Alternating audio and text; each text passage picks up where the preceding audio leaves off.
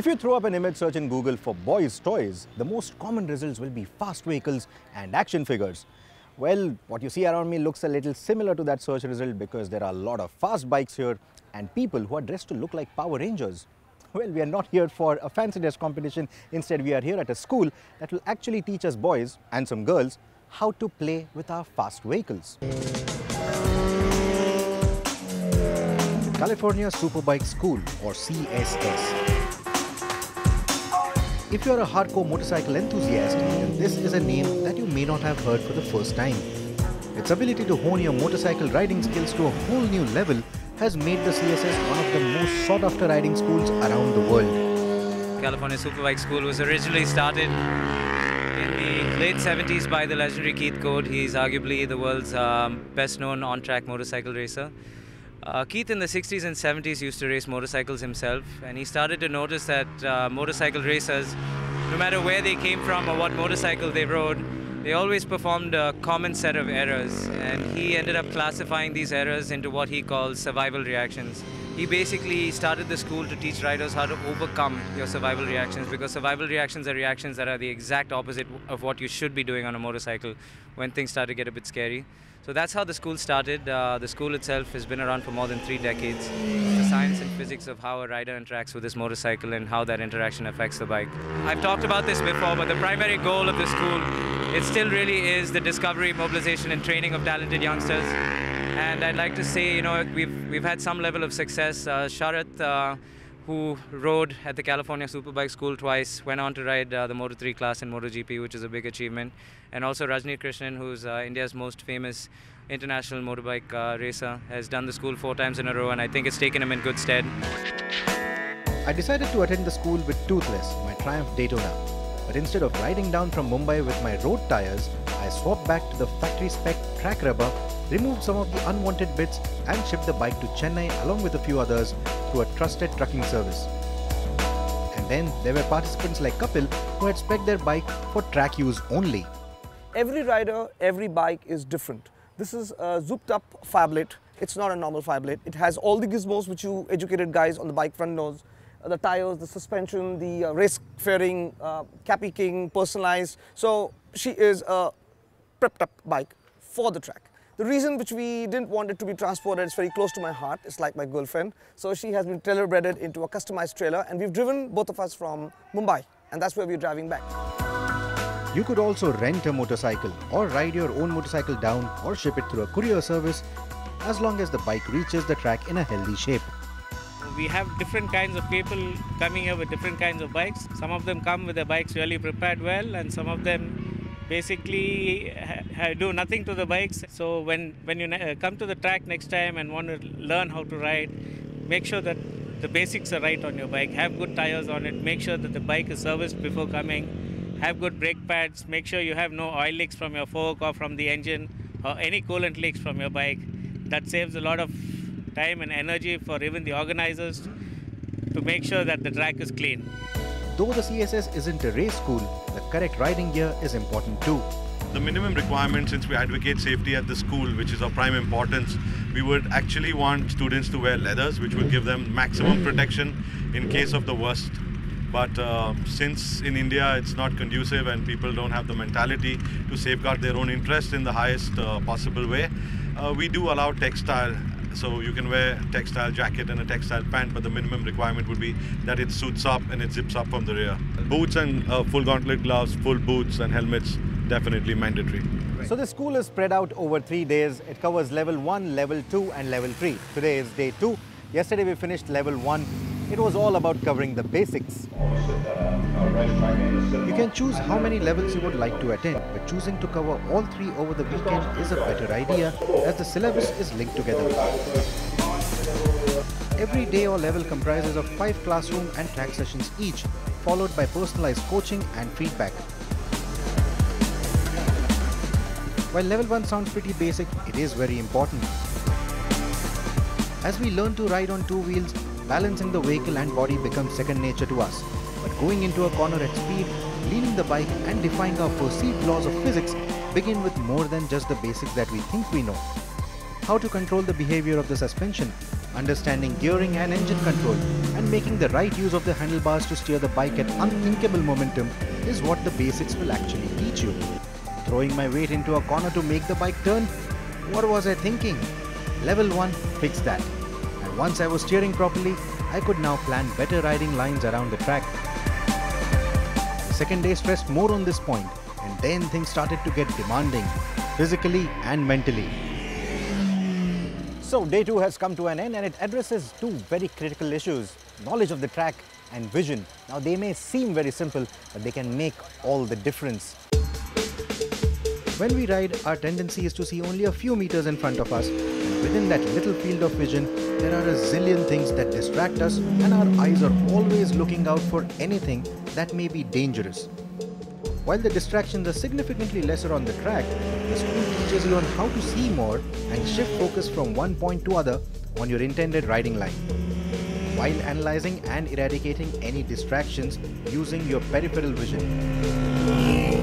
That sounds like an awful lot to grasp and process while on a motorcycle, but once you understand the tricks of the trade, a faster and safer line is just around the corner, quite literally. By the end of the day, I'd already shaved over 3 seconds off my lap time from day 1, and that too while sticking to a single gear and not using brakes at all.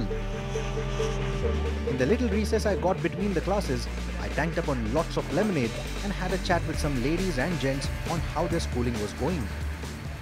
Before CSS, honestly, I've been to one of the KTM track day, and I think people like overtook me twice or thrice. So I was just there for the heck of being there. So after CSS, I think I'll not say I was one of the fastest, but I will say yes, I was faster than a lot of guys over here in the same group. So I can see the improvement, like how good I'm into turns now, how better my throttle control is now, how better I understand the motorcycle with my body now. I love the session now. I definitely want to come back to really increase the level of my skill. As of now, I have too much in my plate. I'm not really sure if I wanted to be a racer, but I really love the experience, and I need to have a mentor, because whatever that I learned, it was something that I was just going through every day. I need to have my own time to practice, to find my weaknesses and come back to the race to correct it. To be very honest, this last 3 days of my riding on the track with my coaches and with my briefing and everything, I would only say one thing, that after riding a bike for donkey's years, I think tomorrow when I take out my bike and ride it on the road, I'll be a much better rider. And honestly, I don't see any other institution which would teach you so well and concentrate on each and every participant or student over here. That's the best thing about it. The CSS doesn't sound easy on the pocket either, as the fees have been escalating every year. But only once you have undergone the schooling, you realize the value.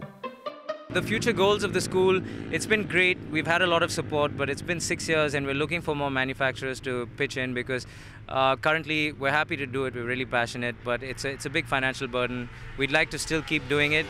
But what we need for that to happen is for the motorsport bodies to take some note and maybe subsidize some of the costs that we incur, for motorcycle manufacturers to come and support us by providing our students and bikes coaches, for tire manufacturers, for example, to come on board. These are all expenses that make the school inaccessible to your average rider, and we don't want to be an elitist school where you have to pay a lot of money and only people who are well off can come and do the school. So the idea was to make it accessible, and that brings me to why we need to start bringing in more Indian coaches. A big part of our expense is bringing the coaches down from all over the world. Yes, it adds a lot of value. We will continue to do so, but if we could bring in 3 or 4 coaches from India and have them trained, one, it would be good for the school because it's California Superbike School India. 2, it would significantly bring down our cost as well, which would then make it more accessible to more people. I was already looking forward to the next day, which stayed true to its name and was rather sunny and hot. Oh, and it was also Valentine's Day. This was literally the day I was waiting for. Body positioning, weight transfer, body movement for various situations like cornering, corrections, acceleration, deceleration, it covered all of it. We're in the middle of day 3. It's very hot in Chennai right now, and like I told you, they have been working on our body posture, on our lean angles, on how to move the body around on the motorcycle for better control. And that way it has been quite demanding but so much more exciting. Compared to day 2 or day 1, my riding has already undergone a major change. The kind of lines that I'm able to take now, or the sheer speed through the corners, it's a big improvement. The last session needed us to put the learnings of the weekend together. The result? I was already dropping seconds off my lap times with every session, and the last one was the best despite all the body ache. In terms of a learning benchmark, this day goes right up there with the day I first balanced myself on 2 wheels. Looking forward to unlocking CSS level 4 then. Level 4 is customized to my needs. A personalized coach, one-on-one, 24/7, trails me, leads me, shows me, videos me, criticizes me, shows me where I can improve. If I'm too good, he tells me that you can still become better. So level 4 is personalized and customized to my faults and my high points and my low points. The skills which we teach at the California Superbike School are applicable equally to the road as to the track. We like using a track because it's a controlled environment. You haven't got cars coming the other way, you haven't got other bikers coming in from side roads. But apart from that, the techniques which we teach here are applicable equally for road or the track. There's nothing specifically race about anything. These are general biking skills which help us to improve the way in which we handle a motorcycle. Anybody handles a motorcycle. You may have often heard people say that the CSS, the California Superbike School, is not a race school. And then you will be like, well, that's not true. We have seen people drag their knee through corners and go faster and faster. And that's the kind of stuff that you see in racing. So how is this not a race school? Well, let me explain. They're not really teaching you how to pull out those Rossi-style overtakes or get into a dogfight like Marquez would. But what they're actually enabling you to do is go faster like you would for a qualifying lap. How are they doing it? Well, better body control, better throttle control, better motorcycle control. And in all this, they're actually making you a better rider. So what the CSS ideally does is makes you faster, smoother, and more consistent. Now, if you're a motorcycle rider, you will know how important these 3 skills are. And it's exactly for these 3 skills that you need to come to a course or a class like the CSS. I'm glad I did. And what a lovely Valentine's Day it was.